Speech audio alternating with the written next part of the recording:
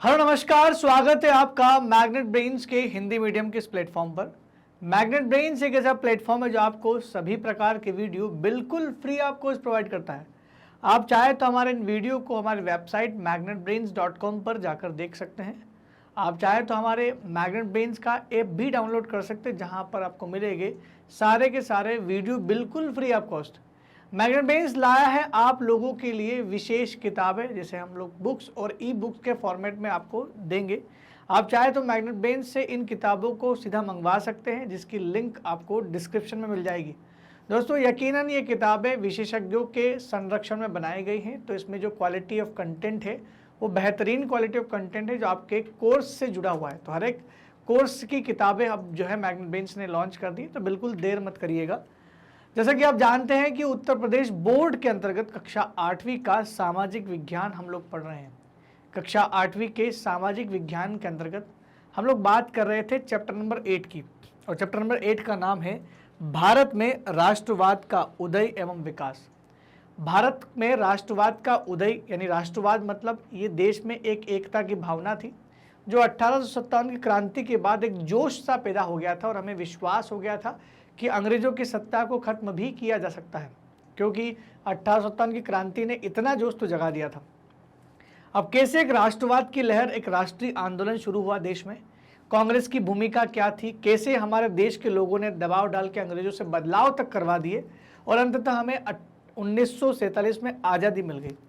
तो आज के इस लेक्चर में हम लोग पूरा यही चीज़ पढ़ने वाले हैं, और आज हम लोग बात करेंगे कंप्लीट चैप्टर रिवीजन के बारे में। यानी हम लोग इस पूरे चैप्टर का एक साथ रिवीजन करने वाले हैं। इसके लेक्चर आपको ऑलरेडी मिल गए होंगे, तो अब आप पूरे लेक्चर में इत्मीनान से आखिर तक बने रहिएगा, क्योंकि आपको मिलने वाला है सबसे अच्छा और सबसे बेहतरीन कंटेंट।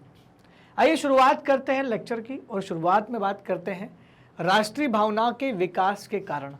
अगर ये राष्ट्रीय भावना विकसित हुई देश में, तो इसके कारण क्या थे, क्या कारण था कि देश के लोगों के अंदर में ऐसी भावना आई। तो जो पहला कारण था वो था भारत की राजनीतिक एकता। भारत की राजनीतिक एकता कैसे? अभी तक जब अंग्रेजों में ईस्ट इंडिया कंपनी का शासन चल रहा था, या उससे पुरानी बात भी कहें, तो भारत में अलग अलग रियासतें थी, अलग अलग रियासतों के राजा महाराजाओं के कानून अलग अलग थे। अंग्रेज जब पूरे देश में राज करना शुरू किया, तो अंग्रेजों ने एक काम ये कर दिया कि पूरे देश के लिए एक जैसे कानून बना दिए। यानी सभी लोगों के लिए एक जैसे कानून होंगे, तो सभी लोगों की समस्या भी एक जैसी होगी, क्योंकि वो कानून सभी लोगों को बराबर मात्रा में प्रभावित करेगा। तो कहीं ना कहीं एक राजनीतिक एकीकरण हुआ, तो उसके पीछे कहीं ना कहीं अंग्रेजों के कानून तो जिम्मेदार होंगे। तो अंग्रेजी शासन में एक से कानूनों ने भारत को एक सांचे में ढालना आरंभ कर दिया। मतलब अब हम लोग अलग अलग नहीं थे, अब लोग एक हो चुके थे, सब लोग भारतीय हो चुके थे। क्यों? क्योंकि अब रियासतें खत्म करके इन्होंने सबके ऊपर क्या डाल दिए, एक जैसे कानून। तो जब एक जैसे कानून, तो कहीं ना कहीं इंडिया का एक कॉन्सेप्ट सामने आया, और साम्राज्यवादी शक्तियों द्वारा देश में सांप्रदायिकता, क्षेत्रीय असमानता, भाषाई विरोध आदि के बीज बोए गए। ये जो साम्राज्यवादी शक्तियां थी, हमें बांटने का प्रयास कर रही थी, हिंदू मुस्लिम बांटना प्रयास कर रही थी, ये प्रयास कर रही थी। अलग अलग क्षेत्रों में जो अलग अलग क्षेत्रों के लोग रहते हैं, उनमें असमानताएं भी पाई जाती हैं, उसको बीच में रख करके हमें बांट रही थी। और भाषा को लेकर भी कहीं ना कहीं ये विरोध वाली भावना पैदा कर रही थी भारतीय लोगों के अंतर्गत। इसके बाद भी हमारे देश में एक अखिल भारतीय भावना पनपी, जिसे राष्ट्रवाद की भावना कहा गया। तो कहने का मतलब है कि अंग्रेजों ने खूब कोशिश की भारतीयों को तोड़ने की, अंग्रेजों ने खूब कोशिश की कि भारतीय लोग एक ना हो पाए, लेकिन फिर भी हमने अखिल भारतीय भावनाओं को जन्म दिया, और इसने वैचारिक और भावनात्मक एकता को बढ़ावा दिया। इससे हिंदू, मुस्लिम, सिख, ईसाई, जो भी धर्म के लोग भारत में रहते हैं, उन सभी धर्म के लोगों में एक विचार सामने आया, और वो विचार था राष्ट्रवाद का विचार, और एक भावनात्मक जुड़ाव पैदा कर दिया। हम भारतीय और हमारा भारत स्वतंत्र होना चाहिए। तो स्वतंत्रता की लहर लोगों के अंदर दौड़ने लगी, और एक के बाद एक इस मुहिम से लोग जुड़ते चले गए। इस मुहिम में केवल उत्तर भारत के लोग ही नहीं, दक्षिण भारत के लोग, पश्चिम, पूर्व, यानी चारों दिशाओं में जितने भी राज्य भारत में आते हैं, उन सभी जगह के लोग एक एक करके भारतीय इस राष्ट्रवाद की मुहिम से जुड़ते चले गए। क्योंकि ये जो गठबंधन हुआ था, ये वैचारिक और भावनात्मक जुड़ाव था, जिसका कारण था साम्राज्यवादी शक्तियों द्वारा सब पर किया गया अत्याचार। तो होता है ना कि जब जब आप किसी समुदाय को दबाते हो, तब तक क्रांति उभर के आती है। तो कहीं भी दुनिया के किसी देश की क्रांति के बारे में पढ़ लो दोस्तों, जब तक उस व्यक्ति को, उस समुदाय को, उस वर्ग को दबाया नहीं जाएगा तब तक वो वर्ग अपनी आवाज़ नहीं उठाएगा। तो वैसे ही भारतीयों को लगातार सालों से प्रताड़ित किया जा रहा था, सालों से भारतीय लोगों को दबाया जा रहा था और इसी दबाव के चलते इस विरोध हुआ और वो विरोध की जो भावना थी वही क्या कहलाई, क्रांति कहलाई। और इसी क्रांतिकारी भावना ने भारत को आज़ादी दिला दी। दूसरा कारण था राष्ट्रीय भावना के विकास का, वो है तीव्र परिवहन। अब आप सोच रहे हैं कि तीव्र परिवहन तो व्यापार के लिए फायदेमंद हो सकता है, आखिर ये हमारी राष्ट्रीय भावना को कैसे आगे बढ़ाएगा? दोस्तों, ज़्यादा से ज़्यादा लोगों तक आपकी बातों को पहुंचाना है तो आपके पास यातायात अच्छा होना चाहिए, क्योंकि उस समय संचार के माध्यम कम थे। हर व्यक्ति के पास टेलीफोन, व्हाट्सएप ये तो नहीं होता था। ऐसे में पत्र पत्रिकाएं लिख करके समाचार पत्र लिखते थे, तो ये समाचार पत्र जो छपते थे, इनको एक स्थान से दूसरे स्थान तक पहुंचाने का जिम्मा किसका था? रेलवे का। अंग्रेजों ने भले ही रेलवे अपने आर्थिक उद्देश्य के लिए बनाई थी, अंग्रेजों ने भले ही रेलवे कच्चे माल को इंग्लैंड तक पहुंचाने के लिए, पूरे भारत से इकट्ठा करने के लिए बनाई हो, लेकिन उसका फायदा कहीं ना कहीं राष्ट्रवादी नेताओं ने भी, राष्ट्रवादी लोगों ने भी लिया। यानी आप आसानी से एक जगह से दूसरी जगह जा सकते थे, लोगों को इकट्ठे कर सकते थे। इससे फायदा ये होता है कि लोग जुड़ते चले गए और कारवा बनता चला गया। ऐसे ही तो बोलते हैं कि लोग जुड़ते गए, कारवा बनता चला गया और देश जो है वो एक इतने लोगों का ग्रुप देश में इकट्ठा हुआ जिसने राष्ट्रवाद की भावनाओं को और बल दिया। तो वास्तव में प्रशासनिक सुविधाएं, सैनिक रक्षा के उद्देश्य हो या आर्थिक व्यापार हो या व्यापारिक शोषण की बातों को ध्यान में रखते हुए ही परिवहन के तीव्र साधन की योजना बनाई गई थी। जो रेलवे का विकास किया था, रोड बनाए गए थे। अंग्रेज को क्या करना था देश में रोड बना के, रेलवे बना के? तो हमारा विकास नहीं कर रहे थे, वो अपना चीज़ देख रहे थे। उनको अच्छा प्रशासन करना था, सेना को एक जगह से दूसरी जगह तुरंत पहुंचा दिया जाए, तो एक ही चीज़ रेलवे। अगर सैनिक रक्षा के लिए, आर्थिक व्यापार, चीज़ों को एक जगह से दूसरी जगह तक टाइम पे पहुंचाओगे तो देखो टाइम का ही तो सबके खेल रहता है कि अगर समय पे चीज़ पहुंच गई, कच्चा माल टाइम पे पहुंचा, तो कच्चा माल से टाइम पर सही माल बन करके आएगा और तैयार माल को आप फिर इंडिया में ला के बेच दो। तो व्यापारिक शोषण की बातों को ध्यान में रखते हुए उन्होंने ये योजना बनाई कि संसाधन को तीव्र किया जाए, मतलब यातायात के संसाधनों को। और देश को एकता में बांधने वाला सबसे बड़ा साधन रेल बनी, क्योंकि इसी रेलवे के द्वारा हम भी ट्रेवल कर लेते थे। यानी हमारे देश के लोग भी एक जगह से दूसरी जगह जहाँ तक सूचनाओं का आदान प्रदान करने लगे, लोगों को जोड़ने लगे। अंग्रेजों की बुराई मतलब अंग्रेजों की जो कमियां थी, जो उनकी बुरी बातें थी, उनको लोगों तक सामने लाया, अंग्रेजों के चेहरे को लोगों के सामने तक रखा। लेकिन इसके लिए जो तीव्रता आई इस आंदोलन में, जो फास्ट जो गति आई, वो किसकी वजह से आई? वो आई रेलवे की वजह से। तो मैं आपको बता दूं कि भारत में सबसे पहली बार रेलवे जो चलाई गई थी वो 1853 में चलाई गई थी। और अप्रैल 1853 में ट्रेन जो थी ये मुंबई से थाने के बीच में 31 किलोमीटर के अंदर चली गई। और लॉर्ड डलहौजी साहब उस समय गवर्नर जनरल थे भारत के। और मैं आपको बता दूं कि उस ट्रेन का नाम भी बता दोस्तों, उसका नाम था ब्लैक ब्यूटी। तो ये भी ध्यान रखना। नेक्स्ट है कि भारतीय राष्ट्रीय भावना के विकास के कारण का नेक्स्ट कारण है आपका डाक और संचार व्यवस्था। डाक टिकट व्यवस्था शुरू कर दी गई थी, डलहौजी ही इसके रिस्पॉन्सिबल थे। और साथ ही साथ संचार व्यवस्था भी धीरे धीरे देश में बढ़ रही थी। तो कहीं ना कहीं 1850 के बाद आरंभ हुई आधुनिक डाक व्यवस्था और बिजली के तार ने देश को एक करने में सहायता प्रदान की। तो जब डाक व्यवस्था होगी तो आप किसी को भी पत्र भेज सकते थे, अपनी बात दूसरे तक पहुंचा सकते थे। अंतर्देशीय पत्रों, समाचार पत्रों, पार्सलों की व्यवस्था ने देश में सामाजिक, शैक्षणिक और बौद्धिक राजनीतिक जीवन में एक परिवर्तन ला दिया। अब आप अपनी बातों को पत्रों के माध्यम से, पत्रिकाओं के माध्यम से, न्यूज़पेपर के माध्यम से, साप्ताहिक पत्रिकाओं के माध्यम से लोगों तक पहुंचाओगे। तो लोगों तक जब वो बात पहुंचेगी तो लोग उसको पढ़ेंगे, तो वो आपके साथ जरूर जुड़ेंगे। तो कहीं ना कहीं ये डाक और संचार व्यवस्था ने भी लोगों को बांधने का प्रयास किया। डाक खानों के द्वारा राष्ट्रीय साहित्य पूरे देश में भेजा जा सकता था। डाक खाने जो अंग्रेजों ने खोले थे, इससे आप साहित्य की किताबें पूरे देश में कहीं पर भी भेज सकते थे। अब जिससे क्या हुआ, आप सारी की सारी चीज़ें कहीं पर भी भेजने लगी, तो आसानी से ये होने लगा ना कि लोग जुड़ते चले गए, आपकी भावनाओं को लोग पढ़ते चले गए। तो जब कोई नेता या कोई ऐसा व्यक्ति जो देश के लिए अच्छा काम करना चाह रहा है और उसने अच्छा साहित्य लिख रहा है या अपनी भावनाओं को व्यक्त करना चाह रहा है, तो हमारे पास हमारी भावनाओं को व्यक्त करने के लिए समाचार पत्र हैं। आपको जो चीज़ करना है वो समाचार पत्रों में लिख दो। लोग जो पढ़ेंगे, जब पढ़ेंगे, अब उसमें भी क्या, आप अंग्रेजी भाषा में लिखो, आप कोई देसी लोकल भाषा में लिखो, आप किसी भी भाषा में उसको छाप सकते थे। इससे राष्ट्रवाद को काफ़ी बढ़ावा मिलेगा, और राष्ट्रवाद को बढ़ावा मिला तो हम बोल सकते हैं ना कि डाक और संचार भी इसका एक तरह का साधन है। नेक्स्ट है नए बुद्धिजीवी वर्ग का उदय। अब क्या हुआ कि भारत में जो नए नए बुद्धिजीवी वर्ग आए, क्योंकि भारत में पढ़े लिखे लोग आने शुरू हो गए, अंग्रेजों ने खुद ही तो अंग्रेजी व्यवस्था शुरू की थी, तो अंग्रेजों ने खुद ही हमें पढ़ाना शुरू किया था, और बहुत सारे लोग तो इंग्लैंड से भी पढ़ के आए।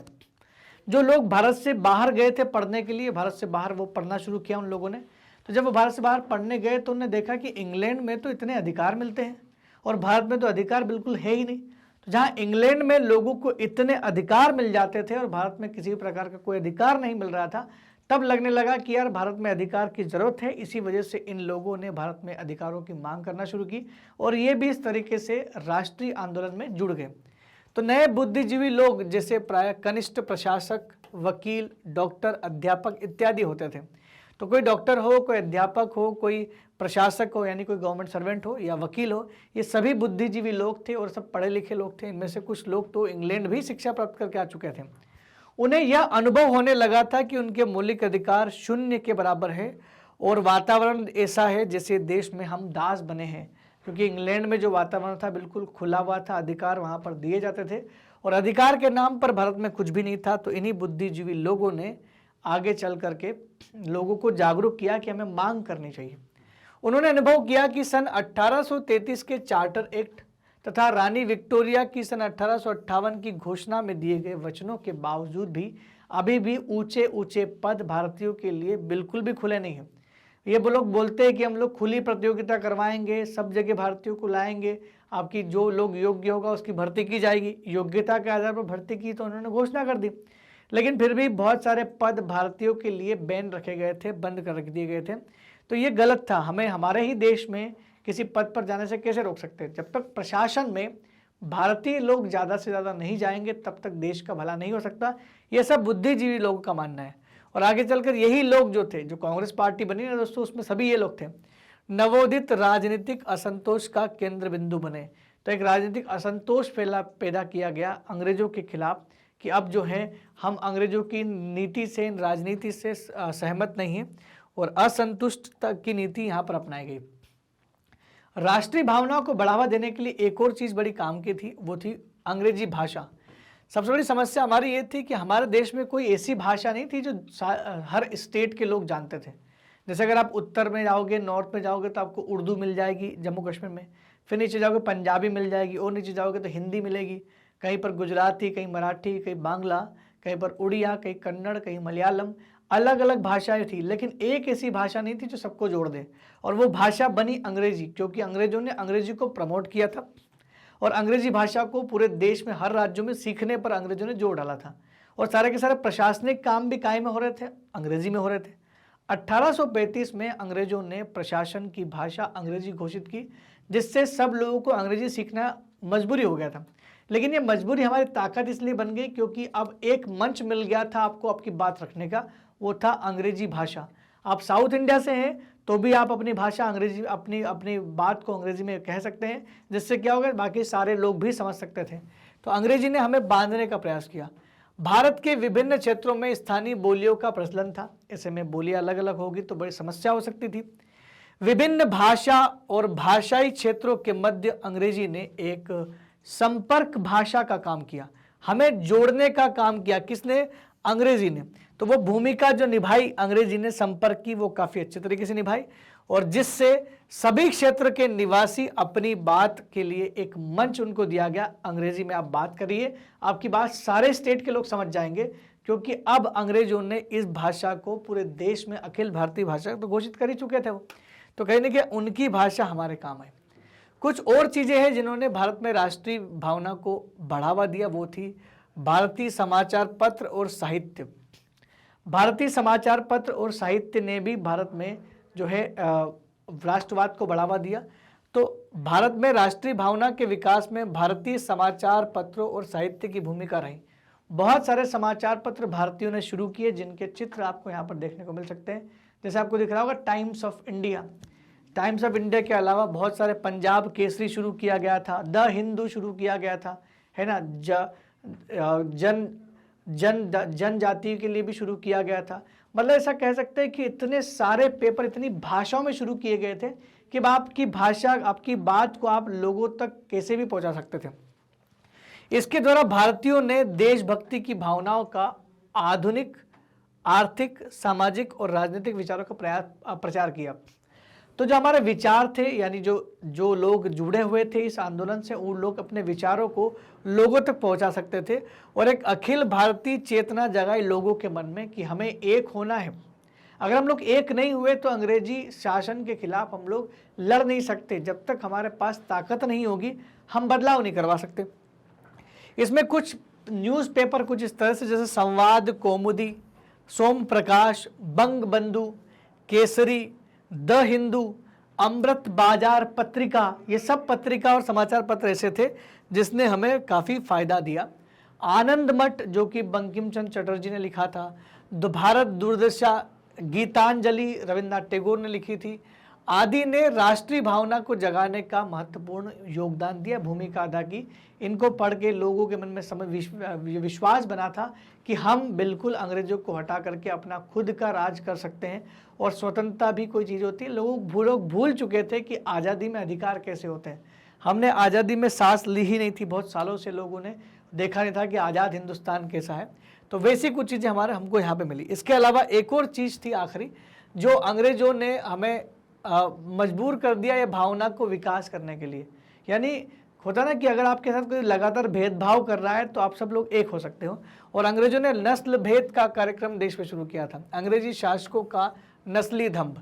अंग्रेजी शासक क्या करते थे, अपने आप यूरोपियों को भारतीयों से ऊंचा समझते थे और वो ऐसा व्यवहार करते थे हमारे साथ कि हम उनकी नज़रों में तुच्छ हैं और वही सभ्य हैं। तो भारत में राष्ट्रीय भावनाओं के विकास में एक कारण जातीय श्रेष्ठता का दंभ भी था। भारतीय यूरोपीय लोगों के क्लबों में, भारतीय जो थे वो यूरोपीय लोगों के क्लबों में नहीं जा सकते थे। यानी यूरोपीय लोगों ने हमारे देश में क्लब खोले और हमें बोला कि आपकी एंट्री नहीं है। सोचो, हमारे देश में हमें कहीं घुसने नहीं दिया जाएगा तो एक जाति, नस्ली भेदभाव तो होगा ना। आज भी जैसे मंदिरों में अनुसूचित जाति जनजाति को नहीं अगर जाने दिया जाए तो ये गलत है, ये भेदभाव है। तो इसी छुआछूत को समाप्त किया गया है ना। तो कोई भी व्यक्ति किसी भी मंदिर, मस्जिद, गुरुद्वारा में जा सकता है, आपको कोई नहीं रोक सकता ये बोलकर कि आप उस जाति के हैं। हमें हिंदुओं को, भारतीयों को, मुसलमानों को, जितने भी भारतीय मुसलमान, हिंदू, सिख, ईसाई सब थे, इन लोगों को, जो भारतीय लोगों को यूरोपीय जगहों पर जाने से रोकते थे। यहाँ तक कि रेलगाड़ी के उन डिब्बों में हमें सफ़र करने का अनुमति नहीं था जो फर्स्ट क्लास की टिकट जो केवल गोरे लोगों को मिलती थी। दोस्तों, आपने गांधी जी के बारे में ज़रूर सुना होगा कि जब गांधी जी साउथ अफ्रीका में थे तो उनके साथ भी एक वाकया हुआ था कि रंग भेद के नाम पर वो भेदभाव वहाँ पर चल रहा था। और गांधी जी के पास बैरिस्टर थे तो उनके पास पैसे भी होते थे, तो उन्होंने फर्स्ट क्लास की टिकट खरीदी। और फर्स्ट क्लास की टिकट में, अब आपके पास टिकट फर्स्ट क्लास की तो आप फर्स्ट क्लास में बैठेंगे ना। फिर भी एक अंग्रेज ने उनको यह कह करके उतार दिया था कि आप भले फर्स्ट क्लास की टिकट लो लेकिन आप गोरे नहीं हो, और ये बोगिया जो है केवल अंग्रेजों के लिए बनी है। तो उनको वहाँ से रात में फेंक दिया गया था। सब बोलते हैं कि उनको रात में पूरी रात वहीं पर रहे वो, और पिट्सबर्ग करके वो स्टेशन था जहाँ पर उनको उतारा गया था। तो गांधी जी को उस घटना से काफ़ी दुख हुआ। उसके बाद से गांधी जी को समझ में आ गया कि हमें कोई बड़ा बनने की ज़रूरत नहीं, हमें देश को आज़ाद कराना पड़ेगा, इनकी अत्याचार सहन नहीं कर सकते। और 1915 में भारत में लौटे तो बाद में उन्होंने सत्याग्रह आंदोलन की शुरुआत की। एक और कारण जो था जिसकी वजह से इन्होंने हमें एक कर दिया, और वो था आर्थिक राष्ट्रवाद। यह आर्थिक राष्ट्रवाद क्यों पैदा हुआ? क्योंकि अंग्रेजों ने हमें इतना लूटा, अंग्रेजों ने हमें इतना ज़्यादा ठगा कि हम लोग अपने आप में एक हो गए कि अब इनका अत्याचार नहीं सहन करेंगे। भाई, आप जितना उगा रहे हो उससे ज़्यादा वो ले जा रहे हैं। खेत हमारा, मेहनत हमारी, बीज हमारा, सब कुछ हमारा, लेकिन जब हम फसल उगाते लेते तो उसका बहुत सारा हिस्सा आप ज़बरदस्ती ले जाते, जबकि आपने कोई योगदान भी नहीं दिया। ना तो आप हमें पैसा दे रहे हो, ना हमें आप अलग से कोई सुविधा दे रहे हो, खाली आप लगान इसलिए वसूल रहे क्योंकि आप राजा हैं। तो इस चीज़ ने हमें बहुत ज़्यादा झकझोर कर दिया। कच्चे माल को सस्ते में ले जा रहे हैं और उनका बना हुआ माल हमें महंगे में बेच रहे हैं। हमारा आर्थिक शोषण इस हद तक किया कि हमें एक होने पर मजबूर कर दिया अंग्रेजों ने। तो अंग्रेजों की पक्षपातपूर्ण आर्थिक तथा राजस्व नीति की प्रतिक्रिया के रूप में भारत में एक राष्ट्रवाद का उदय हुआ, और इसी राष्ट्रवाद ने हमें बांध दिया। 19वीं सदी के पूर्वार्ध में इंग्लैंड ही औद्योगिक क्रांति का नेता था। इंग्लैंड में ही सबसे पहले औद्योगिक क्रांति हुई थी। अब औद्योगिक क्रांति हुई तो बड़े बड़े इन्होंने उद्योग धंधे बसाए, सब कुछ बनाए थे। अब जब इन्होंने उद्योग धंधे सब कुछ बनाया तो कहीं ना कहीं इनको कच्चे माल की जरूरत तो पड़ेगी। और ये जो कच्चा माल है ये सबसे ज़्यादा कहाँ से मिल रहा था? भारत से, क्योंकि अपनी मन माफिक दाम में उसको खरीद सकते थे। तो इसलिए उन्होंने कच्चे माल के लिए भारत को चुना कि भारत एक अच्छा जगह है, एक अच्छा सब्सिट्यूट है और इसी माल को बना के वापस यहीं बेच देंगे। तो अपने सस्ते और कच्चे माल तथा तैयार माल के लिए एक मंडी चाहिए थी उनको, और वो थी भारत, क्योंकि भारत उनके कब्जे में था। उनको समझ में आ गया था कि अगर हमें व्यापार में फायदा चाहिए तो राजनीतिक कब्जा तो चाहिए, इसलिए उन्होंने राजनीतिक और प्रशासनिक कब्जा किया भारत में, जिसकी कारण ये सब हुआ। भारत की सभी आर्थिक नीतियों की बात करें, जैसे कि कृषि की नीति हो, उद्योग की हो, वित्त हो, शुल्क हो, विदेश पूंजी का निवेशन हो या विदेशी व्यापार या कोई बैंक व्यवस्था हो, सारी की सारी आर्थिक नीतियां जब अंग्रेज बनाते थे तो उनका एक ही मोटिव होता था, अंग्रेजी अर्थव्यवस्था को बनाए रखने के लिए गठित की गई थी। हम भारत के लोगों पर जो भी नीतियां आती वो सब अंग्रेजी अर्थव्यवस्था को मजबूत करने के लिए होती थी। और इस व्यवस्था को दादा भाई नौरोजी ने अपनी पुस्तक में लिखा है, और 2 पुस्तकें उन्होंने लिखी। एक थी the poverty and un British rule in India और दूसरी किताब थी धन के निष्कासन का सिद्धांत, द ड्रेन ऑफ वेल्थ, यानी द थ्योरी ऑफ ड्रेन के रूप में उल्लेखित किया। उन्होंने बोला कि अंग्रेजों ने हमारे यहाँ से जो है खाली धन को निष्कासित करके अपने देश को भरा है, मतलब हमारे देश में इन्होंने लिया बहुत ज़्यादा है लेकिन देश को दिया कुछ भी नहीं है, छीना ही छीना सब कुछ इन्होंने, तो ऐसा कुछ हुआ। तो यहाँ तो हमने समझ लिया कि जो राष्ट्रीय भावना है, जो राष्ट्रवाद की भावना है, उसके कारण क्या थे। आइए अब समझते हैं कि सन 1885 में भारतीय राष्ट्रीय कांग्रेस की स्थापना हुई तो राष्ट्रीय भावना को यानी राष्ट्रवाद को आगे बढ़ाने में किस हद तक इसने योगदान दिया। दोस्तों, राष्ट्रवाद का जो आंदोलन शुरू हुआ था 1857 की क्रांति के बाद ही शुरू हो गया था, क्योंकि भावना पनपने लगी थी। लेकिन इस राष्ट्रवाद की भावना में 4 चांद लगाने का काम जो किया वो कांग्रेस पार्टी ने किया। इंडियन नेशनल कांग्रेस जो पार्टी हम आज भी देखते हैं, आज भी वो पार्टी है, राजनीतिक पार्टी है। इस पार्टी को बनाने का श्रेय एक अंग्रेज को जाता है, एलन ऑक्टिवियम ह्यूम का उसका नाम था, और ये व्यक्ति जो है इसको A.O. ह्यूम के नाम से जानते हैं। इसने इस पार्टी को बनाया, इस कांग्रेस को बनाया, लेकिन एक सेफ्टी वॉल्व के रूप में बनाया था, क्योंकि अंग्रेजों को डर था कि कहीं वापस से एक ऐसी भावना ना पैदा हो जाए कि लोग एक हो जाए। तो इन भारतीयों को शांत करने के लिए, ताकि अंग्रेज के विरोध में ना हो जाए, एक तड़ित चालक चाहिए, सेफ्टी वॉल्व चाहिए, और वो कांग्रेस था। तो कांग्रेस की स्थापना की गई। 1885 में भारत के इतिहास में एक नया युग का आरंभ हुआ, जिसे कहा गया भारतीय राष्ट्रीय कांग्रेस। तो भारतीय राष्ट्रीय कांग्रेस के नाम से एक अखिल भारतीय राजनीतिक संस्था का जन्म हुआ, जो भारत की सबसे बड़ी पार्टी बनी। और 1885 से लेकर के 1919 तक का जो कांग्रेस का सफर था, जिसे कांग्रेस का प्रथम चरण कहा जाता था, इसमें भारतीय राष्ट्रीय कांग्रेस का जो ध्येय था, जो एम था, जो लक्ष्य था, वो अस्पष्ट और संदिग्ध था, क्योंकि उनको नहीं पता था कि हम लोग क्या कर रहे हैं। क्योंकि उनका बेस जिस आधार पर बना था ना, वो सेफ्टी वॉल के लिए बना था। अंग्रेजों की बातों को मानते थे, शुरुआत में उनको उनके साथ चलते थे, लेकिन बाद वाले चरण में हमने स्वराज की मांग की। तो शुरुआत में तो काफ़ी अच्छा इनका ध्येय नहीं था कि क्या करना है, लेकिन जैसे जैसे इसको समय बीतता चला गया, लोग बदलते चले गए, नेतृत्व बदला, वैसे ही हमने तुरंत मांग कर दी, हमें तो स्वराज चाहिए भाई, स्वराज के अलावा हमें कुछ भी नहीं चाहिए, हमें पूर्ण स्वराज चाहिए। तो यह आंदोलन केवल शिक्षित मध्यम वर्गीय बुद्धिजीवी वर्ग तक ही सीमित रहा था। शुरुआत में जो ये इंडियन नेशनल कांग्रेस मूवमेंट की अगर बात करें तो ये आंदोलन केवल और केवल बुद्धिजीवियों तक सीमित था, और मध्यम वर्गीय लोग थे, जो पढ़े लिखे लोग थे, और अशिक्षित लोगों तक ये था भी नहीं, क्योंकि वो ये शुरुआत ही वहाँ से हुई थी और उन्हीं लोगों तक इस ज्ञान को पहुँचाया गया। क्योंकि अगर आप पेपर छापोगे, समाचार पत्र छापोगे, साहित्य लिखोगे, तो पढ़े लिखे लोग ही तो समझ पाएंगे, पढ़ पाएंगे। जो लोग पढ़ नहीं सकते थे वो कैसे समझ पाएंगे। अंग्रेजों को पता था कि देश में शिक्षा का प्रसार ज़्यादा करना भी नहीं है, लोगों को पढ़ा लिखा बना देंगे तो ये समझदार हो जाएंगे, और समझदार हो गए तो विरोध करेंगे। इसलिए उन्होंने हमेशा भारतीयों को शिक्षा से वंचित करने का प्रयास ही किया। जो पाश्चात्य उदारवादी और अतिवादी विचारधारा से प्रेरणा लेता था, यानी ये पश्चिमी विचारधारा से प्रेरित थे। सारे के सारे लोग भारतीय संस्कृति को प्रमोट नहीं करते थे, ये पाश्चात्य विचारधारा से प्रेरित लोग थे, जो इंडियन नेशनल कांग्रेस में भी जुड़े थे। 1919 से 1947 तक का जो अग्रिम चरण था भारतीय राष्ट्रीय कांग्रेस का, शुरुआती चरण में तो मैंने बोला ना कि यहाँ पर कोई स्पष्ट इनका उद्देश्य नहीं था, ध्येय नहीं था, लेकिन बाद में 1919 से लेकर 1947 तक अग्रिम चरण में कांग्रेस ने पूर्ण स्वराज की प्राप्ति के लिए महात्मा गांधी के नेतृत्व में उन्होंने काम किया, और महात्मा गांधी का नेतृत्व जब आया 1915 में महात्मा गांधी आ चुके थे, तो जैसे महात्मा गांधी का दौर शुरू हुआ, मिस्टर गांधी का दौर शुरू हुआ, तभी गांधी जी के विचारों के साथ, अहिंसात्मक सत्याग्रह विचारों के साथ सभी लोग उनके साथ जुड़ते चले गए और अंततः हमने आज़ादी की प्राप्ति कर ली। तो गांधी जी के नेतृत्व में एक विशेष भारतीय ढंग शुरू हुआ, अहिंसात्मक, असहयोग, ये आंदोलन को हमने अपनाया। तो अब ये आदि चीज़ें अपनाकर हमने आंदोलन किया, शांतिपूर्ण तरीके से आंदोलन किया, सत्याग्रह उनमें से एक था। और गांधी जी ने धीरे धीरे सभी लोगों के मन में विश्वास पैदा कर दिया कि हम शांतिपूर्ण तरीके से भी भारत को आज़ाद करा सकते हैं। अगर हम लोग बात करें कि इसकी स्थापना किसने की, तो भारतीय राष्ट्रीय कांग्रेस की स्थापना में सबसे अग्रणी भूमिका निभाई थी एलन ऑक्टेवियन ह्यूम ने। एलन ऑक्टेवियन ह्यूम, जिसे A.O. ह्यूम के नाम से भी जानते हैं, ये एक रिटायर्ड अधिकारी थे, अंग्रेज अधिकारी थे, सर्वेंट थे। ये कांग्रेस के प्रथम अधिवेशन में जब पहली बार 1885 में कांग्रेस का पहला अधिवेशन हुआ था 1885, तो जब पहला अधिवेशन हुआ उनका, तो कुछ बड़े बड़े भारतीय लोग शामिल हुए। और पहले अधिवेशन में 72 लोग गए थे, ज़्यादा लोग नहीं आए थे, बहुत कम लोग थे। दादा भाई नौरोजी गए, काशीनाथ, फिरोज शाह मेहता, एस सुब्रमण्यम अय्यर, आनंद गोपाल गणेश आगरकर और सुरेंद्रनाथ बनर्जी तथा व्योमेश चंद्र बनर्जी, ये लोग शुरुआत में शामिल हुए। और पहले ही मीटिंग का जो अध्यक्ष बनाया गया था, उनका नाम था व्योमेश चंद्र बनर्जी, जिसे WC बनर्जी के नाम से भी जानते हैं। तो WC बनर्जी जो थे वो पहली अधिवेशन के अध्यक्ष बने, और ये पहला अधिवेशन हुआ जिसमें दादा भाई नौरोजी जैसे बड़े बड़े लोग शामिल हुए।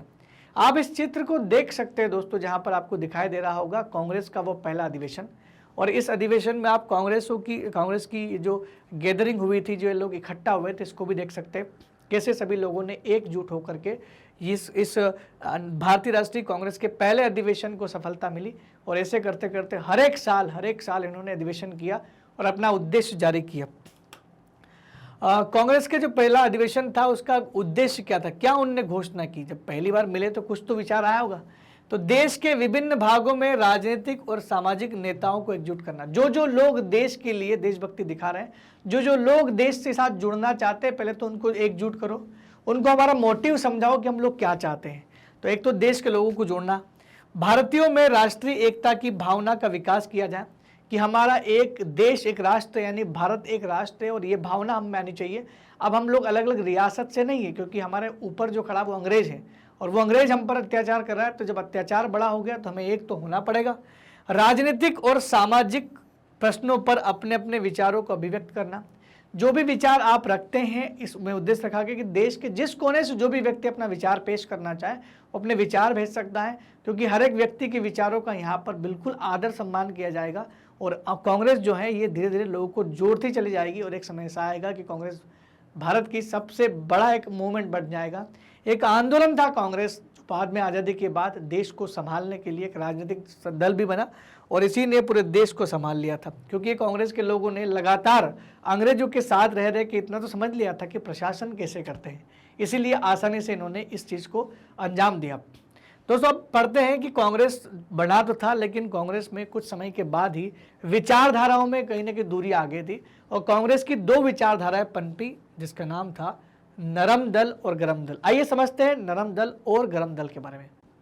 तो नरम दल और गरम दल में विभाजन क्यों हुआ, अगर इसको समझें, इसके इतिहास को समझें, तो भारतीय राष्ट्रीय कांग्रेस की स्थापना 28 दिसंबर 1885 में हुई थी। इसके गठन के कुछ वर्ष के पश्चात इस पार्टी के सदस्यों में वैचारिक मतभेद उत्पन्न हुआ। ये विचारों का मतभेद क्यों उत्पन्न हुआ? क्योंकि कहीं ना कहीं ये शुरुआत में ये था ना कि पार्टी के पास कोई स्पष्ट ध्येय नहीं था, संदिग्ध था थोड़ा सा कि क्या करना है। कुछ लोग बोलते थे कि हमें अंग्रेजों के साथ साथ मिलकर के सरकार बनानी चाहिए, कुछ लोग बोलते थे कि नहीं, जब हम लोग अंग्रेजों के साथ ही मिलना है तो फिर हम लोग उन लोगों को ये भावना क्यों बता रहे हैं कि हमें एक होना है, अंग्रेजों को हटाना है। एक तरफ तो हम लोग राष्ट्रवाद की भावना पैदा करके लोगों को ये बताने का प्रयास कर रहे हैं कि देश में एक होकर अंग्रेजों को हटाना है, और दूसरी तरफ आप बोल रहे हो कि इनके साथ मिलकर सरकार बना ले। तो यही एक विचारों का आदान प्रदान था। तो दो अलग अलग तबके बन चुके थे। एक था जो उदारवादी दल था, जो सोचता था कि शांतिपूर्ण तरीके से जो काम निपट जाए वो सब सही है, और दूसरा बोलता था कि शांतिपूर्ण तरीके से कुछ भी नहीं हो सकता जब तक सशस्त्र विद्रोह नहीं होगा, जब तक इनके ऊपर दबाव नहीं डालेंगे, हमें अधिकार मांगने नहीं जबकि छीनने चाहिए। तो वो था गरम दल, उग्रवादी दल। तो कांग्रेस में दो गुट हो गए थे, एक थे गरम दल और दूसरे नरम दल। तो यही हमें समझना है। तो इसके अंतर्गत हुआ क्या कि वैचारिक मतभेद उत्पन्न होना प्रारंभ हो गए और दो दलों का उदय हुआ। पहला दल था नरम दल और दूसरा दल था गरम दल। अगर नरम दल की बात करें, गरम दल की बात करें, तो गरम दल के खेमे में लोकमान्य बाल गंगाधर तिलक थे और नरम दल के खेमे में मोतीलाल नेहरू साहब थे। तो एक दल में मोतीलाल नेहरू थे और एक दल में थे बाल गंगाधर तिलक, जिनका फोटो आप देख सकते हैं। मोतीलाल नेहरू हमारे देश के पहले प्रधानमंत्री जवाहरलाल नेहरू के पिताजी थे। तो मोतीलाल नेहरू नरम दल के नेता थे जबकि बाल गंगाधर तिलक गरम दल के नेता थे। क्योंकि मोतीलाल नेहरू का मानना था कि स्वतंत्र भारत की सरकार अंग्रेजों के साथ मिलकर बने। वो बोल रहे थे कि अगर देश स्वतंत्र हुआ तो स्वतंत्र भारत की सरकार अंग्रेजों के साथ मिलनी चाहिए। जबकि दूसरी तरफ बाल गंगाधर तिलक का कहना था कि अगर हम अंग्रेजों के साथ सरकार बनाते हैं तो हम भारतवासियों को ये क्या होगा, फिर ये भारतवासियों को धोखा देना होगा। तो हम भारतवासियों को धोखा नहीं दे सकते, इसलिए हमें खुद की स्वतंत्र सरकार बनानी पड़ेगी। और बाल गंगाधर तिलक तो बोलते भी थे कि स्वराज मेरा जन्म सिद्ध अधिकार है, उससे मैं लेकर रहूंगा। तो बाल गंगाधर तिलक साहब को स्वराज चाहिए था। वो बोलते थे कि हमें अंग्रेजों के साथ सरकार नहीं बनानी, हमारे खुद की सरकार होनी चाहिए। और मोतीलाल नेहरू बोलते थे कि हम नहीं संभाल पाएंगे, इसलिए हमें अंग्रेजों के साथ मिलकर ही सरकार बनानी चाहिए। इन्हीं मतभेदों के चलते कांग्रेस दो दलों में विभाजित हो गया, जिसे हम नरम दल और गरम दल कहते थे। नरम दल की बात करें तो नरम दल में नेता शांतिपूर्ण तथा वैज्ञानिक ढंग से देश की आवश्यकता को पूरा करना चाहते थे। ये वो नेता थे जो शांतिपूर्ण तरीके से अंग्रेजों से बातचीत के माध्यम से अपनी जो आवश्यकता उसकी पूर्ति करना चाहते थे।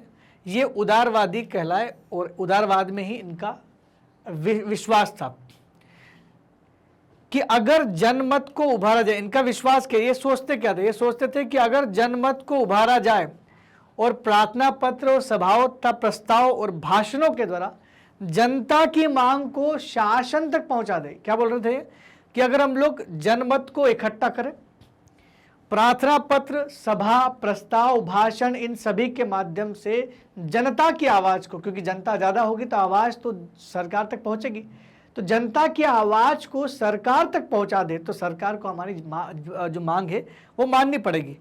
तो इसमें जो नेता थे वो प्रमुख थे दादा भाई नौरोजी थे, एक तो हमने पढ़ा कि मोतीलाल नेहरू साहब थे, गोपाल कृष्ण गोखले थे, मदन मोहन मालवीय थे, सच्चिदानंद सिन्हा, ये सारे के सारे लोग इसमें मौजूद थे। ये सारे लोग उदारवादी चिंतन थे, यानी नरमपंथी थे। जबकि अगर गरमपंथी की बात करें तो 19वीं सदी के अंतिम वर्षों में राष्ट्रीय आंदोलन में एक नई विचारधारा का उदय हुआ जिसे उग्रवादी विचारधारा कहा गया। और बाल गंगाधर तिलक, लाला लाजपत राय और विपिन चंद्र पाल, तीन लोग इसमें महत्वपूर्ण हैं, बाल, पाल और लाल। तो बाल गंगाधर तिलक, लाला लाजपत राय और विपिन चंद्र पाल, इन तीनों की जो विचारधारा थी वो ये थी कि गरम दल की विचारधारा थी, या उग्रवादी विचारधारा थी। उनका मानना था कि अंग्रेज सरकार से केवल अनुनय विनय करके भारतीय अपने अधिकारों को नहीं प्राप्त कर सकते। अंग्रेजों से हम लोग उनको मना करके, उनका मनुहार करके, हाथ जोड़ के, पैर पकड़ के हमको अधिकार नहीं चाहिए। हमें अधिकार हमारे हैं तो हमें छीन कर लेना चाहिए। तो जब आप इनके पास चाहोगे, अनुनय विनय करोगे, जितना ज़्यादा इनको तवज्जो देंगे इतना ज़्यादा ये ऊपर जाएंगे। तो ये बात मानने वाले नहीं है। उनकी मान्यता थी कि वे उग्र विरोध के बिना हमारी मांग को पूरा कभी करेंगे ही नहीं, और अगर शांतिपूर्ण से आप करवाओगे तो ऐसी मांग पूरी करेंगे कि उसमें भी उनका फायदा है। तो हमें जब तक उग्र नहीं होंगे तब तक हमारी मांगे नहीं मान सकते। तिलक ने कहा भी तो था, स्वराज मेरा जन्मसिद्ध अधिकार है जिसे मैं लेकर रहूंगा। ये नारा उन्होंने दिया था कि स्वराज हमारा जन्मसिद्ध अधिकार है और इसे हम लेकर रहेंगे, इसे कोई हमसे छीन नहीं सकता क्योंकि ये हमारा जन्मसिद्ध अधिकार है। गरम दल और नरम दल का एक समय के बाद विलय हो गया। अब नरम दल गरम दल कुछ समय तक, कुछ सालों तक तो अलग रहे, अलग विचारधारा पनपती रही, लेकिन कहीं इसकी वजह से कांग्रेस पूरी तरह से टूट न जाए और जिस उद्देश्य से कांग्रेस बनी थी वो पूरा नहीं होगा फिर तो, इसलिए नरम दल और गरम दल को आखिरकार एक होना ही पड़ा। और वो हुए कब? लखनऊ समझौता था। दूसरी ओर 1906 में एक नई पार्टी बन गई थी, मुस्लिम लीग। पता है ना आपको कि मुस्लिम लीग जो है वो 1906 में बनी थी, जो कांग्रेस के बिल्कुल अपोजिट थी। और कांग्रेस चाहते थे कि मुस्लिम लीग को भी साथ में चलाए, नहीं तो देश जो है वो धार्मिक भावनाओं में अलग हो जाएगा, मुस्लिम लीग फिर मुस्लिम हिंदू अलग हो जाएंगे। तो कांग्रेस हिंदू के लिए ना बन जाए और मुस्लिम लीग मुस्लिमों के लिए नहीं बन जाए, इसलिए दोनों को एक होना पड़ा था और एक बार ये दोनों एक हुए भी थे। कांग्रेस का लखनऊ अधिवेशन, जिसमें अंबिका चरण मजूमदार ने अध्यक्षता की थी, 1916 में लखनऊ में संपन्न हुआ और इस अधिवेशन में ही गरम दल और नरम दल दोनों का विलय हो गया था। लखनऊ अधिवेशन में स्वराज प्राप्ति का भी प्रस्ताव पारित किया गया था। लखनऊ अधिवेशन में एक और नया प्रस्ताव पारित किया गया था जिसका नाम था स्वराज का। कांग्रेस ने मुस्लिम लीग द्वारा की जा रही सांप्रदायिक प्रतिनिधित्व को भी उन्होंने एक्सेप्ट कर लिया। मतलब कांग्रेस ने दोनों दलों को मिलाया। गरम दल की मान्यता मानी कि आपको स्वराज चाहिए, हम उसको एक्सेप्ट करते हैं, स्वराज भी हमें चाहिए, इस प्राप्ति का प्रस्ताव पारित कर दिया। मुस्लिम लीग ने बोला हमें तो सांप्रदायिक प्रतिनिधित्व चाहिए, हमें अलग से जो पृथक निर्वाचन व्यवस्था हमारे लिए 1909 में की गई थी, तो मुस्लिम की जो पृथक निर्वाचन व्यवस्था थी उसको भी मान लिया गया। कांग्रेस हर चीज पर राजी हो गया था। इसी वजह से इस कांग्रेस अधिवेशन में मुस्लिम लीग और कांग्रेस का तो समझौता हुआ, गरम दल और नरम दल भी एक हो गए, जो कभी बाद में अलग नहीं हुए। इसी बीच कुछ प्रमुख आंदोलन भी हमारे देश में होते चले गए। 20वीं सदी के शुरुआत में भारत ने आंदोलनों को काफी ज्यादा देखा और आंदोलन में प्रमुख आंदोलन था बंग भंग आंदोलन। बंग भंग का मतलब होता है बंगाल को भंग करने के विरुद्ध में आंदोलन। 1905 में लग रहा था करजन को कि ये बंगाल में लोग राष्ट्रीय भावनाओं को ये लोग जो है मजबूत कर रहे हैं, तो राष्ट्रीय भावनाओं को कमजोर करने के लिए, देश की एकता को तोड़ने के लिए, फूट डालने के लिए बंगाल का विभाजन कर रहे थे। और बोल क्या रहे थे कि हम बेहतरीन प्रशासनिक सुविधा देना चाहते हैं इस क्षेत्र में, इसलिए प्रशासनिक सुविधा के नाम पर लॉर्ड कर्जन साहब बंगाल का विभाजन करना चाहते थे। तो राष्ट्रीय आंदोलन के प्रभाव को कम करने के लिए, हमारा जो आंदोलन चल रहा था राष्ट्रवाद का, उसको कम करने के लिए कर्जन ने बंगाल को 1905 में 2 भागों में विभाजित कर दिया। अंग्रेजों ने विभाजन का कारण बढ़िया प्रशासन व्यवस्था प्रदान करना बताया। उन्होंने बोला कि अच्छा हम लोग बढ़िया प्रशासन प्रदान करेंगे, तभी इसके लिए हमें इसको बांटना पड़ेगा क्योंकि बहुत बड़ा राज्य है। परंतु वास्तविक कारण हिंदू और मुसलमानों को के बीच फूल डालना ही था, क्योंकि उन्होंने जिस बंगाल का विभाजन किया था वो एक बंगाल मुस्लिमों का था, एक बंगाल हिंदुओं का था। तो ब्रिटिश सरकार ने बंगाल प्रेसिडेंसी प्रांत को 2 हिस्सों में बांट दिया था। एक पश्चिमी बंगाल जिसमें हिंदू अधिक थे और दूसरा पूर्वी बंगाल जिसमें मुसलमान अधिक थे। तो पूर्वी बंगाल और पश्चिमी बंगाल दोनों अलग अलग कर दिए गए थे और नरम दल और गरम दल के नेताओं ने मिलकर इस आंदोलन को नेतृत्व किया। और इसी बीच 1906 में एक पार्टी बनी जिसका नाम था मुस्लिम लीग की स्थापना। तो भारतीय मुस्लिम लीग की स्थापना की गई कब? 1906 में। 2 लोग थे दोस्तों जिन्होंने स्थापना की, आगा खां और दूसरे थे सलीम उल्लाह। तो आगा खां और सलीम उल्लाह ने मिलकर के इसकी स्थापना की 1906 में की। बाद में मोहम्मद अली जिन्ना ने भी इसको ज्वाइन कर लिया और यही पार्टी ने बाद में पाकिस्तान का गठन किया। तो पाकिस्तान बनाने के पीछे इसी पार्टी का हाथ था। 1906 में इनने जब ये पार्टी बन गई थी, इनने क्या बोला? इन्हें बोला कि बंगाल के विभाजन बिल्कुल सही किया है अंग्रेजों ने, तो वो इसका अंग्रेजों के पक्ष में थे। अब एक तरफ तो कांग्रेस विरोध कर रही है, दूसरी तरफ एक मुस्लिम लीग जो है वो उसका सपोर्ट कर रही है, तो हमें थोड़ा सा नुकसान तो होगा। शायद इसीलिए 1916 में हमने इसको एक करने के लिए मजबूर किया था कि आप भी हमारे साथ आइए। बहिष्कार और स्वदेशी आंदोलन। तो बंग आंदोलन का सपोर्ट करने के लिए हमने एक और आंदोलन छेड़ दिया था कि बहिष्कार करो अंग्रेजी चीजों का, स्वदेशी चीजों को अपनाओ। तो 2 फेज में हुआ था। बंग का विरोध करने के लिए भारतीयों ने अंग्रेजों से प्रार्थना नहीं की कि मत करो, हमने प्रार्थना करने के बजाय अपने बल पर स्वराज हासिल करने की भावना से 2 तरह के कार्यक्रम चलाए। पहला, इनका बाइकआउट करो, जितने भी अंग्रेजी लोगों की तरह बनाई गई विदेशों से आई चीजें हैं उनको एक्सेप्ट मत करो, और जितने भी भारतीय लोगों ने बनाई उसको सपोर्ट करो। तो बड़ी मात्रा में अंग्रेजी कपड़े, शक्कर आदि की होली जलाई गई, उनका बहिष्कार किया गया। और दूसरा यह था कि स्वदेशी और अपने देश में लोगों द्वारा बनाई गई चीजों का ही उपयोग किया जाए, तो स्वदेशी चीजों का उपयोग किया जाए, इसको बढ़ावा दिया गया। वे कहते थे कि हम अपने उद्योग लगाएंगे, स्कूल बनाएंगे, कॉलेज खोलेंगे, गांव में के बीच जाकर लोगों का काम करेंगे, उनकी समस्या को दूर करेंगे, अपनी अपनी पंचायत होगी, अपनी अपनी कचहरी होगी, हम निर्भर नहीं रहेंगे बल्कि आत्मनिर्भर बनेंगे। तो उन्होंने बोला कि जो चीज़ों पर हम निर्भर है वो नहीं रहेंगे, हमारे खुद के कॉलेज, स्कूल, हमारे उद्योग, हम लोगों की समस्या को खुद दूर करेंगे, हमारी पंचायत होगी, न्यायपालिका होगी, ये सब हमारा खुद का होगा, हम इसके लिए अंग्रेजों पर निर्भर नहीं होंगे बल्कि हम खुद स्वयं आत्मनिर्भर बनेंगे। तो ये जो बहिष्कार और स्वदेशी आंदोलन था ये काफ़ी मुहिम बड़ी चली और शायद इसी का प्रभाव रहा कि बाद में बंगाल विभाजन को रद्द कर दिया गया। क्रांतिकारी आंदोलन भी हुए इसी बीच, कुछ आंदोलन तो शांतिपूर्ण थे, कुछ क्रांतिकारी भी थे। तो क्रांतिकारी आंदोलन में देशभक्तों ने स्वतंत्रता प्राप्ति के लिए सशस्त्र मार्ग का अपनाया। देशभक्त जो थे क्रांतिकारी, इनका एक ही मोटिव था कि बिना शस्त्र उठाए क्रांति किए, बिना शस्त्र उठाए आप आज़ादी नहीं ले सकते। तो उन्होंने सशस्त्र संघर्ष को अपनाया। जैसे बंगाल हो या पंजाब हो या महाराष्ट्र में क्रांतिकारी आंदोलन ने बहुत गति प्राप्त की। वहाँ पर क्रांतिकारी आंदोलन जो है वो पुरजोर से चल रहे थे। उनका विश्वास था कि क्रांति से ही देश को आज़ाद कराया जा सकता है और क्रांतिकारियों ने बंगाल में एक अनुशीलन समिति की स्थापना भी की थी। इन्हीं क्रांतिकारियों ने बंगाल में एक समिति की स्थापना की जिसका नाम था अनुशीलन समिति। यानी क्रांतिकारियों का विश्वास था कि अगर क्रांति नहीं हुई तो देश आज़ाद नहीं हो सकता और देश को आज़ाद कराने के लिए आप ऐसे मांग नहीं सकते कि आज़ादी दे दो हमें, क्योंकि आज़ादी मांगी नहीं जाती, आज़ादी को छीनना पड़ता है। उसके पीछे है प्रमुख क्रांतियाँ। तो क्रांति जब तक नहीं करोगे, सशस्त्र विद्रोह नहीं करोगे, अंग्रेज डरेंगे नहीं। उनको हटाकर ही हम स्वतंत्र हो सकते हैं, उनसे मांग कर तो नहीं। खुदीराम बोस इसमें प्रमुख थे, प्रफुल्ल चौकी, अरविंदो घोष ये प्रमुख क्रांतिकारी हुआ करते थे जिन्होंने इस समय सशस्त्र विद्रोह का जो है वो मोर्चा संभाला। बाद में भगत सिंह, चंद्रशेखर आज़ाद, इनने अलग मोर्चा संभाला। कहीं ना कहीं पूरे देश में क्रांतिकारी मूवमेंट होने लग गए। महाराष्ट्र के चापाकार ब्रदर्स काफ़ी फेमस हो गए थे बीच में। महाराष्ट्र में 3 भाई थे, दामोदर हरि चापाकर नाम था एक बालकृष्ण हरि चापाकर और तीसरा वासुदेव हरि चापाकर। ये 3 चापाकर ब्रदर्स थे। इन तीनों चापाकर ब्रदर्स ने मिलकर के अंग्रेजों की हत्याएं की, इनको अंग्रेज अधिकारी को गोली मार दी। इससे क्या है कि एक पावर, एक जोश मिल गया कि हम अंग्रेजों को ऐसे भी हटा सकते हैं। अब किसी अंग्रेज अधिकारी को गोली मार दोगे तो दूसरे अधिकारियों में डर फैल जाएगा ना।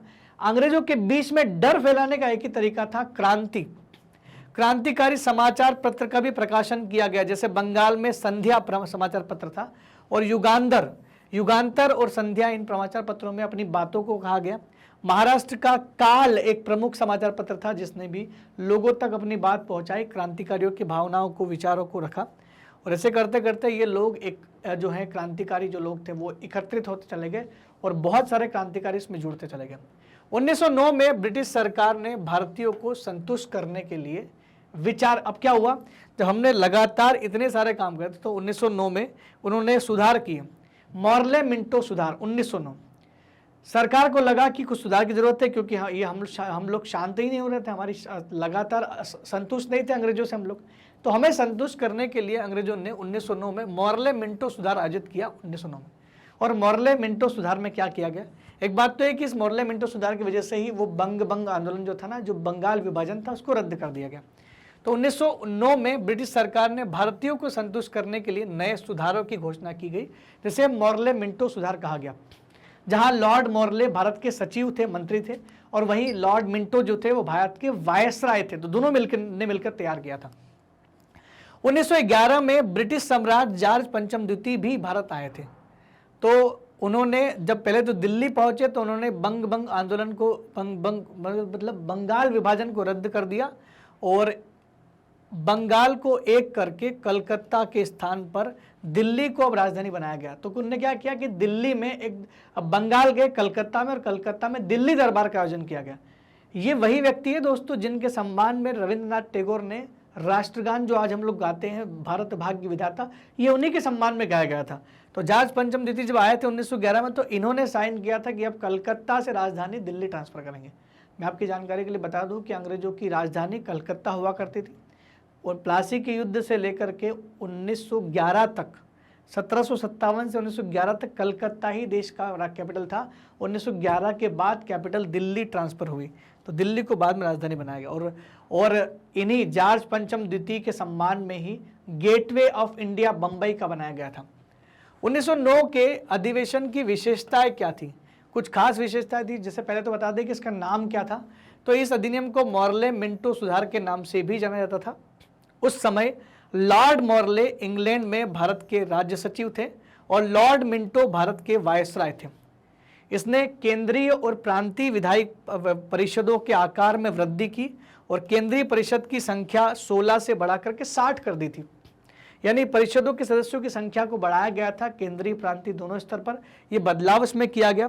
साथ ही मुस्लिमों के लिए इस अधिनियम के अंतर्गत मुस्लिमों के लिए विशेष व्यवस्था की गई थी। लेकिन जब यह 16 से 60 बढ़ाए गए सदस्य, तो वहीं जो वायसराय साहब थे, वायसराय की एक परिषद होती थी जिसको हम लोग बोलते थे कार्यकारी परिषद। इसमें केवल इंग्लैंड के लोग ही होते थे, मतलब इंग्लिश ब्रिटिश लोग ही होते थे, दूसरे लोगों को अनुमति नहीं थी। पहली बार किसी भारतीय को वायसराय की कार्यकारी परिषद में जगह मिली। तो इस अधिनियम के अंतर्गत पहली बार किसी भारतीय को वायसराय की गवर्नर की कार्यकारी परिषद के साथ एसोसिएशन बनाने का मौका मिला, और वो व्यक्ति थे दोस्तों सत्येंद्र प्रसाद सिन्हा। सत्येंद्र प्रसाद सिन्हा वायसराय की कार्यपालिका परिषद के प्रथम भारतीय सदस्य बने। इन्हें लॉ मिनिस्टर बनाया गया, यानी विधि सदस्य बनाया गया, लॉ मेंबर, जो कानून के मामले में अपनी बात रखेंगे। तो कहीं ना कहीं भारतीयों का पहली बार इन्वॉल्वमेंट तो हुआ यहाँ पर कि कार्यकारी परिषद में सीधा वायसराय को वो कहीं ना कहीं सजेशन देते थे।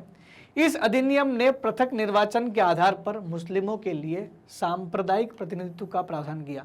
मॉर्ले मिंटो सुधार की सबसे बड़ी जो खराब चीज थी वो यही थी कि इन्होंने हिंदू और मुस्लिम को बांटने के लिए मुस्लिमों को आरक्षण दिया गया। आरक्षण किस तरह का दिया गया कि जिस एरिया में मुस्लिम बाहुल क्षेत्र है, जहां मुस्लिम ज्यादा है, वहां पर केवल मुस्लिम ही व्यक्ति खड़ा होगा चुनाव के लिए, विधायिका के चुनाव के लिए, और उसको केवल मुस्लिम ही वोट देंगे, बाकी को वोट देने का अधिकार नहीं दिया गया। तो कहीं ना कहीं ये एक सांप्रदायिकता पैदा कर दी। इसके अंतर्गत मुस्लिम सदस्यों का चुनाव मुस्लिम मतदाता ही कर सकते, तो मुस्लिमों को वोट केवल मुस्लिम ही देंगे, ये व्यवस्था की गई। इस प्रकार अधिनियम ने सांप्रदायिकता को वैधानिक मान्यता प्रदान की गई। तो सांप्रदायिकता अब क्या हो गई, वैध मानी जाने लगी। लॉर्ड मिंटो को सांप्रदायिक निर्वाचन का जनक कहा गया। तो सांप्रदायिक निर्वाचन के फादर कहे गए लॉर्ड मिंटो, कम्युनल रिप्रेजेंटेशन। अब बात करते हैं हम लोग एक महत्वपूर्ण आंदोलन की जिसका नाम है गदर पार्टी। तो ये गदर पार्टी कह लो या इसे गदर आंदोलन कह लो। तो ये क्या है गदर पार्टी या गदर आंदोलन, इसको समझते हैं। जहां युद्ध का समय चल रहा था, ये प्रथम विश्व युद्ध की बातें हैं लगभग, तो प्रश्न जहां युद्ध का समय चल रहा था वहां पर हमारे देश के बंगाल, महाराष्ट्र और उत्तर भारत के अनेक क्षेत्रों में सशस्त्र राष्ट्रवादी जो है वो विद्रोह की योजना बना रहे थे, जो कि हमने अभी पढ़ा। बहुत सारे राष्ट्रवादी लोग जो है युद्ध विद्रोह कर रहे थे, जिसमें अरविंदो घोष हो ना, जहाँ पर हम लोग बात कर रहे थे कि चापाकर ब्रदर्स की हमने बात की थी, वो लोग युद्ध की तैयारी कर रहे हैं। वहीं देश के बाहर की बात करें तो भारत के बाहर अमेरिका और कनाडा में बसे भारतीय देशभक्तों ने 1913 में एक पार्टी बनाई जिसका नाम था गदर पार्टी। तो 1913 में भारत के बाहर कनाडा में गदर पार्टी बनाएगी, जिसका श्रेय जाता है, प्रमुख नेता थे इसमें, वो थे लाला हरदयाल। तो लाला हरदयाल साहब इसके प्रमुख नेता थे, और भी बहुत सारे नेता इससे जुड़े हुए थे, जिसके नाम कुछ इस प्रकार है, जैसे रास बिहारी बोस, ये भी बहुत महत्वपूर्ण व्यक्ति थे इसमें, राजा महेंद्र प्रताप, बरकतुल्ला। आपको पता है भोपाल में इनके नाम पर तो यूनिवर्सिटी भी है, बरकतुल्ला यूनिवर्सिटी, उबैद उल्ला सिंधी, भगवान सिंह, सोहन सिंह भकना। सोहन सिंह भकना, ये सभी लोग जो थे बहुत महत्वपूर्ण व्यक्ति थे जिन्होंने योगदान दिया इस पार्टी को खड़ा करने में। अब आखिरकार पार्टी का उद्देश्य क्या था, क्यों बनाई गई थी ये पार्टी? इस पार्टी का उद्देश्य था कि सशस्त्र आंदोलन द्वारा अंग्रेजों पर दबाव बनाकर स्वतंत्रता की प्राप्ति की जाए। तो आप सोच रहे कि यार जब अब देश तो गुलाम हमारा, यहाँ ये लोग वहाँ क्या कर रहे थे? तो वहाँ से ये लोग पार्टी खड़ी करके भारतीय लोगों को जोड़ने का प्रयास कर रहे थे, और वहाँ भी कहीं ना कहीं शासन तो वहाँ भी था, तो वहाँ से ये लोग यहाँ तक जो है पूरा एक जुड़ाव पैदा कर रहे थे। तो बाहर से सशस्त्र आंदोलन की तैयारी कर रहे थे, तो अंग्रेजों को कमज़ोर करने का प्रयास था ये। तो इन्होंने बोला कि हमें स्वतंत्रता चाहिए, लेकिन दबाव बनाया जाएगा, किस वजह से? सशस्त्र विद्रोह की तरह। गदर पार्टी के कुछ नेताओं के नाम बताइए, तो अगर आपसे क्वेश्चन पूछा जाए तो लाला हरदयाल, सोहन सिंह भाकना, मोहम्मद बरकतुल्ला, करतार सिंह, ये नाम आप बता सकते हैं। लाला हरदयाल जो सबसे प्रमुख थे, इनका नाम तो बता ही सकते हैं आप। तो ये अगर आपने नाम रख लिए, 2-4 नाम, एक नाम और बता देता हूँ, रास बिहारी बोस, ये भी याद रख लेना। 3 लोगों के नाम आपको रखने पड़ेंगे, क्योंकि गदर पार्टी से जुड़े हुए नाम कभी भी आपसे पूछ सकते हैं। गदर पार्टी ने कौन सा साप्ताहिक पत्र शुरू किया था जिसकी वजह से उन्होंने लोगों को इकट्ठा किया, उसकी भाषा क्या थी? तो गदर पार्टी ने हिंदुस्तान गदर नाम का एक साप्ताहिक पत्र शुरू किया, जिसकी भाषा 2 भाषा में होता था, वो उर्दू और पंजाबी में हुआ, क्योंकि ज़्यादातर गदर पार्टी में जुड़े हुए लोग सिख और मुस्लिम धर्म से जुड़े हुए थे। पत्रिका के पहले पृष्ठ पर लिखा होता था अंग्रेजी राज का कच्चा चिट्ठा। अंग्रेजी राज का कच्चा चिट्ठा पहले ही फ्रंट पेज में ये लिखते थे, ताकि लोग पढ़े और उसको समझे कि अंग्रेजों ने क्या गलतियां की हैं या क्या ये लोग करते हैं। इसी बीच इस गदर पार्टी से जुड़ी हुई एक घटना है दोस्तों, जिसका नाम था कमागाटा मारू प्रकरण। कमागाटा मारू प्रकरण आखिरकार क्या था? हुआ ये था कि 1914 में ये चीज़ हुआ था।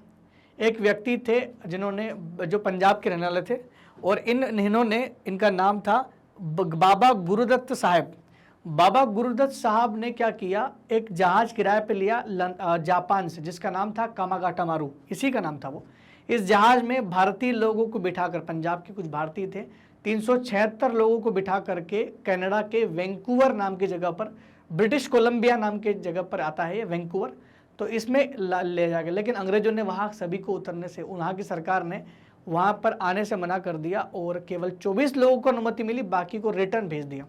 जैसे ये लोग कलकत्ता के वापस पहुँचे, इनके ऊपर गोलियां बरसाना शुरू की। इसमें से 19 लोगों की मृत्यु तुरंत हो गई थी। और एक कमागाटा मारू प्रकरण जो है, इसके होने की वजह से भारत में जोश पैदा हो गया, लोगों के अंदर लहर दौड़ उठी आज़ादी की कि इतनी प्रताड़ना करेंगे, कभी भी गोलियां मारेंगे तो हम तो विद्रोह करेंगे। तो एक विद्रोह पनपा था। हर आंदोलन में कोई ना कोई ऐसी घटना तो हो जाती है दोस्तों, जो आंदोलन को किसी न किसी रूप में प्रभावित जरूर करती है। गदर आंदोलन के समय भी एक ऐसी ही घटना थी, जिसे कमागाटा मारू प्रकरण कहा गया, 1914 में हुई थी। और इसके 100 साल बाद 2014 में 100 रुपए का सिक्का जारी किया था भारतीय सरकार ने। 100 रुपए का सिक्का जारी किया था और इस 100 रुपए के सिक्के में कमागाटा मारू के प्रकरण के बारे में उसको याद किया गया था। क्या था कमागाटा मारू? तो कमागाटा मारू एक जापानी जहाज का नाम था, जिसे बाबा गुरुदत्त सिंह साहब ने खरीदा था। तो ये बाबा गुरुदत्त साहब कौन थे? ये पंजाब के एक व्यापारी थे। अगर ये भी पूछ लिया जाए तो 2-3 क्वेश्चन के आंसर यहाँ से मिल जाएंगे। अब ऐसा ही एक दूसरा आंदोलन चला था भारत के अंदर, जिसे होम रूल लीग या होम रूल आंदोलन भी कहा गया। तो ये होम रूल आंदोलन से जुड़े हुए 2 लोग थे, एक थी एनी बेसेंट और दूसरे थे बाल गंगाधर तिलक। तो इन दोनों ने मिलकर के अलग अलग होम रूल आंदोलन चलाया था, लेकिन कहीं ना कहीं दोनों का उद्देश्य एक ही था। होम रूल का मतलब होता है इस देश में शासन हम खुद करेंगे, स्वशासन, स्वराज की मांग कर रहे थे। सन 1914 में प्रथम विश्व युद्ध आरंभ हो गया था। बहुत सारे भारतीयों को अब बड़ी मात्रा में सेना में भर्ती किया गया, क्योंकि लड़ने के लिए कौन जाएंगे? भारतीय लोग जाएंगे। युद्ध काल में भारत के कुछ राष्ट्रीय नेता इंग्लैंड की मदद करने के पक्ष में थे। बहुत सारे भारतीय नेता जो थे वो इंग्लैंड की मदद करना चाहते थे कि इंग्लैंड की अगर मदद करेंगे तो ये बदले में कुछ तो देंगे। तो वे आशा करते थे कि इस मदद के बदले में इंग्लैंड की सरकार भारत को स्वशासन की दिशा में कुछ सुविधाएं घोषित करेगी। तो ये जो सरकार है हमें कुछ तो देगी इसके एवज में।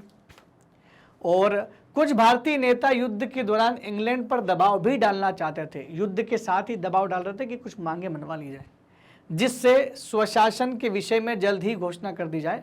और ब्रिटिश सरकार ने युद्ध बंद होने के बाद कांग्रेस की मांगों को पूरा करने का आश्वासन दे दिया था। और इसी वजह से 1916 के आते आते कांग्रेस में दोनों नरम दल गरम दल एक हो गए थे और कांग्रेस और मुस्लिम लीग के साथ भी समझौता हो गया था। तो इन्होंने मिलकर के एक आंदोलन उठाया था, जिसमें 2 लोगों का नाम प्रचलित था, एनी बेसेंट और लोकमान्य तिलक। इन्होंने मिल करके होम रूल आंदोलन की घोषणा की। इसका मतलब ये था कि हम लोग डोमिनियन राज्य चाहते थे, मतलब सरकार तो आपकी होगी लेकिन राज हम करेंगे, मतलब आप सबसे ऊपर होंगे लेकिन हमारी खुद की सरकार होगी, हम इस देश के विकास के लिए खुद भारतीय लोग जिम्मेदार होंगे। होम रूल आंदोलन की विशेषता क्या थी कि यह शांतिपूर्ण था पूरी तरह से, जिसमें तिलक और एनी बेसेंट के नेतृत्व में शांतिपूर्ण साधनों के द्वारा जनता को इकट्ठा करने की कोशिश की गई। विशेषकर तिलक ने जनता के बीच स्थानीय भाषा में जा के प्रचार किया कि भाई आम लोग जो है, ये जिस स्वराज की हम लोग बात कर रहे हैं वो डोमिनियन स्वराज है, जिसमें अंग्रेज तो रहेंगे ऊपर लेकिन हम राज, हमारा खुद का राज करेंगे। जैसे पहले से होता था, रियासतें तो हैं लेकिन अंग्रेज केवल राज कर रहे हैं। आंदोलन का स्वरूप धर्मनिरपेक्ष था। इसका मतलब हम सभी धर्मों की राजनीतिक अधिकारों की मांग कर रहे थे। तो ऐसा नहीं था कि केवल एक धर्म की बात हो रही थी, सभी धर्मों के राजनीतिक अधिकारों की बात उठाई गई। आंदोलन के दौरान हिंदू मुस्लिम एकता स्थापित करने की बात कही गई। तो इस आंदोलन में हिंदू और मुसलमानों के बीच एकता स्थापित करने की बात की गई, जिससे क्या होगा कि हम लोग एक होंगे तभी ये आंदोलन सक्सेसफुल रहेगा। और इस आंदोलन में नरमपंथी ने भी और गर्मपंथी दोनों कांग्रेसियों ने मिलकर भाग लिया, जिससे इस आंदोलन को काफ़ी बल मिला। तो दोस्तों ये तो जो ये चैप्टर हमारा खत्म होता है, चैप्टर नंबर 8, जिसमें हम लोग राष्ट्रवाद की भावना की बात की, राष्ट्रवादी आंदोलन के विकास की बात की है, जिसमें हमने बहुत सारी चीज़ें पढ़ी है, कांग्रेस का रोल पढ़ा है, कांग्रेस का डिवीज़न पढ़ा है, होम रूल, गदर पार्टी, सारी चीज़ कंप्लीट कर ली है। दोस्तों इतिहास बड़ा इंटरेस्टिंग विषय है, मैं आशा करता हूँ कि आपको समझ में आ रहा होगा। अगर आपको सारे के सारे वीडियो देखने हैं तो आप हमारी वेबसाइट magnetbrains.com पर जा सकते हैं। आप चाहे तो हमारे मैग्नेट ब्रेन्स का ऐप भी डाउनलोड कर सकते हैं गूगल प्ले स्टोर में जाकर, वहाँ पर भी आपको वीडियो सारे फ्री मिलेंगे। दोस्तों मैग्नेट ब्रेन्स की टीम आप लोगों के लिए लेकर के आई है बुक्स और ई बुक्स का कॉन्सेप्ट। आप चाहे तो मैग्नेट ब्रेन्स की बहुत अच्छी अच्छी किताबें हम लोगों ने बनाई है जो आपके कोर्स से रिलेटेड है। विशेषज्ञों द्वारा बनाई गई इन किताबों को आप अपने पास मंगवा सकते हैं, जिसका लिंक आपको डिस्क्रिप्शन में मिल जाएगा। दोस्तों मैग्नेट ब्रेन्स बहुत सारे courses free of cost provide करता है, CBSE हिंदी और English medium, NTSC, olympiad, CUET, IIT, JEE, NEET, UP board, Bihar board, spoken English, banking and insurance, RRB, SSC, UPSC, जेब और केब जैसी परीक्षाओं की तैयारी आप चाहे तो मैग्नेट ब्रेन्स के इस प्लेटफॉर्म से बिल्कुल फ्री आप कोर्स कर सकते हैं। अगर आपको हमारे वीडियो बहुत अच्छे लग रहे हैं तो कृपया कमेंट सेक्शन में लिख के जरूर बताएं। साथ ही साथ हमारे चैनल को लाइक, शेयर और सब्सक्राइब करना बिल्कुल भी ना भूलें। तब तक के लिए दोस्तों धन्यवाद, थैंक यू वेरी मच।